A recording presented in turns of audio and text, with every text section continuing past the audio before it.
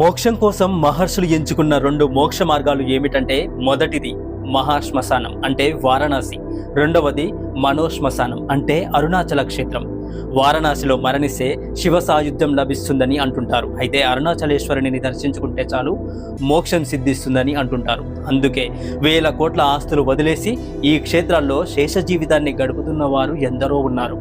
ఈ 2 క్షేత్రాల్లో అడుగు పెట్టాలంటే శివుడి యొక్క అనుగ్రహం తప్పకుండా ఉండి తీరాల్సిందే. పరమేశ్వరుని అనుమతి లేనిదే ప్రవేశం దొరకని క్షేత్రమైన అరుణాచలం వెళితే అక్కడ అడుగు పెట్టినప్పటి నుంచి మౌనంగా ఉండాలి. శివనామ స్మరణ చేస్తూ గిరి ప్రదక్షిణ చేయాలి. ఫోన్లు మాట్లాడాలి అనే ఆలోచన కూడా చేయకూడదు.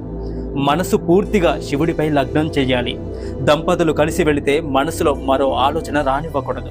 అక్కడ మీరంతా కేవలం భక్తులు మాత్రమే. మీ శక్తి మేరకు దాన ధర్మాలు చేయాలి. ఎవరిని దూషించవద్దు. ఎందుకంటే అక్కడ శివపార్వతులు సిద్ధు